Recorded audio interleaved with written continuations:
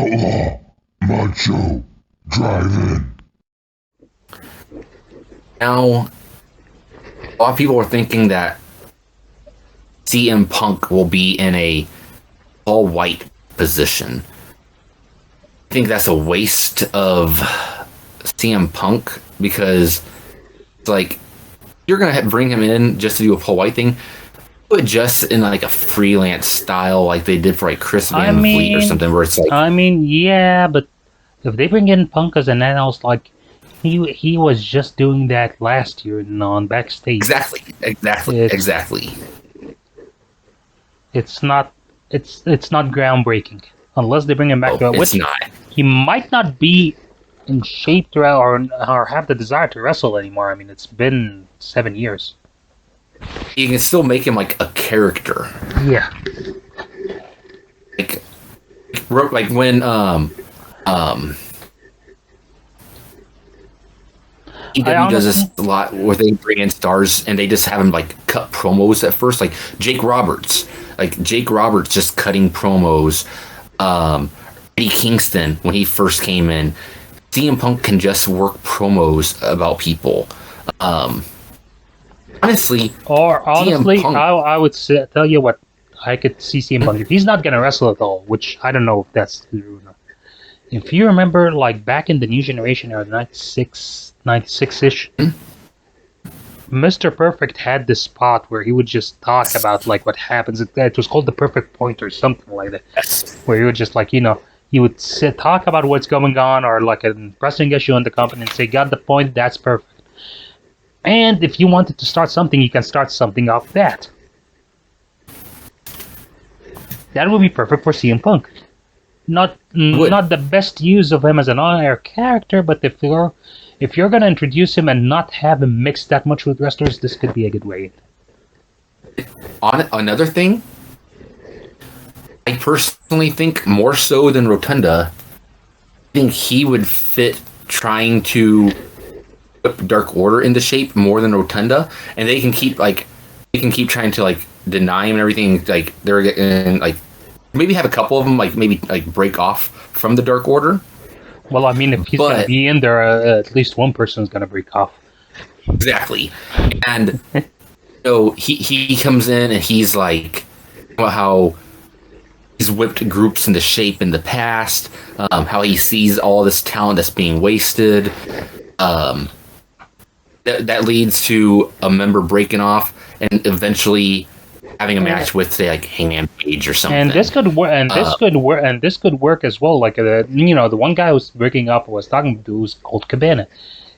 Now we don't know if they would work with it, but this could. But this could work on him. Like they're having discussions and he talks to Evil Uno. Like, no, you cannot trust this guy. Friendship doesn't mean anything to him. Like, I didn't even think about this. Yeah. We used to be best friends, and he just kicked me to the curb, and he left me hanging. Or, you could work on that. Now, once again, the problems that these two have, I don't know if they can actually, put it aside to work. They're long enough to work together, but yeah. It's hard to say with that. And here's the thing: before I bring up the fourth star, to circle back to these guys. Is Punk going to be a big enough of a star for me to be like, I need to watch AEW every single week? I don't know, because the thing is, let's face it, he can be almost too outspoken at times and come off as standoffish. And if he does that in his promos, you need to definitely make him a heel and need to make him rip into the AEW fans. He needs, because if he's gonna rip into WWE, that's just which I honestly think he's too smart to do that on same the AEW show. But if he does that, it will kill, because again, everyone who has come over, and I hate that I'm making this comparison. It felt like 2006, 2007 TNA when Miro came out and just like, I'm gonna take that brass ring and stuff it up your ass. Or Andrade came out and he was not, I can't remember what Andrade said honestly, but something about like Cody like taking shots at the WWE every single moment. Every time he can find a way to sneak in just that little tiny shot, and he takes it.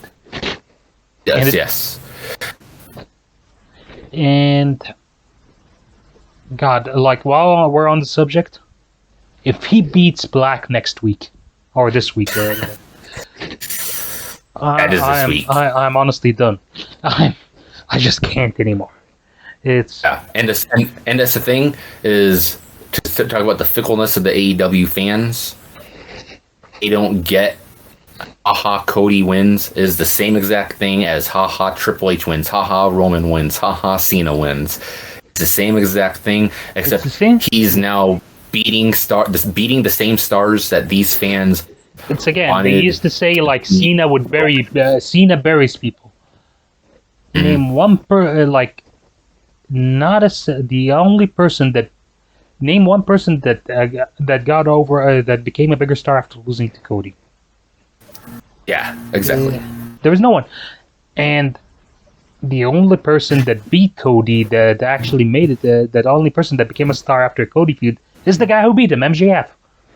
Yeah. Well, I would also say Darby. Darby became a star post Cody. Darby, yeah, but that wasn't like a. Yeah, okay, yeah, fine. For that, yeah, but it wasn't a feud. It's not like no, it was it was more of a actual. It was just a TV match that we have, and and again, that's the problem. He's not in that position, and it speaks again because no one talks about this. But you can't turn a blind eye to Cody just not refusing. I'm not gonna say refusing, but just beating Anthony Ogogo and beating what's his name? Oh God, I feel so bad because I like the guy. It's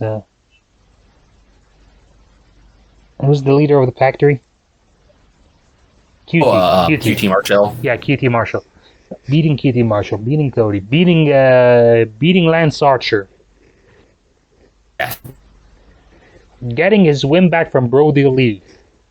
And people just talk about nothing. Undertaker beats Bray Wyatt at WrestleMania 31 and the world lost its mind. It's like this guy should have went over, and when it made no sense for Bray Wyatt to beat The Undertaker, then exactly, yeah. Yeah, surprise, guys. I'm always going on an Undertaker tangent again. Anyways,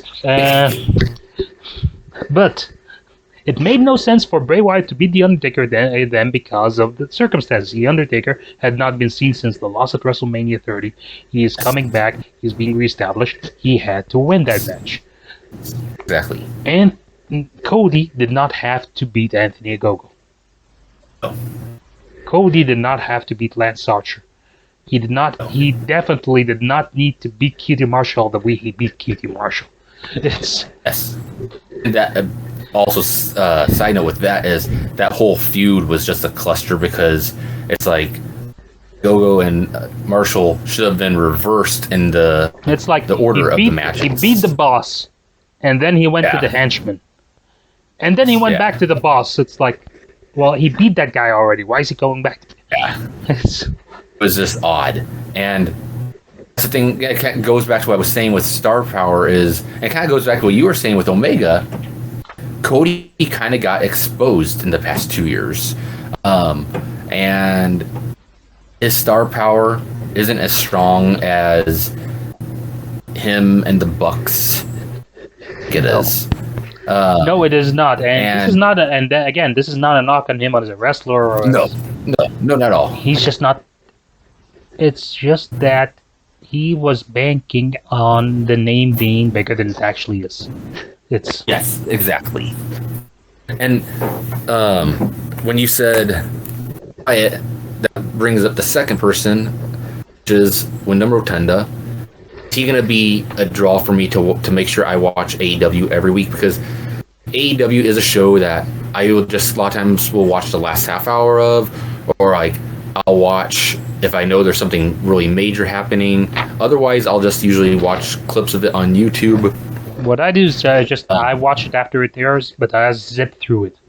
I just go, yeah, this match starts, okay, match ended. And it's nothing against the matches themselves because I'm pretty sure a lot of those matches are awesome, but just I'd be hard pressed to find a match that occurs in Dynamite where I have an emotional connection for me to just watch it. And that's not just with AEW. That happens to me with the WWE as well. Like same here, same here. Raw and SmackDown. If I don't catch them live, I might watch them and I might zip through a lot of matches because I'm just not interested. Like I missed SmackDown a couple of months ago, and this went onto YouTube the next day. I just watched the condensed version, like clips and stuff, and there were times where I skipped ahead because I was like, all right, I'm the type. It's the same with like New Japan also. Like if and I actually will get a little bit more into New Japan. Thank you for joining us on the Outlaw Macho Drive-In. If you liked that video, please click like and subscribe to our channel for more content from the Drive-In. For full episodes of our podcast, you may look us up on Anchor, Spotify, or wherever your favorite podcasts are available. Just search for Outlaw Macho Drive-In. And if it's not too much trouble, would you help us out here? Spread the word, share. We would really appreciate it. Thank you. We love you. Bye.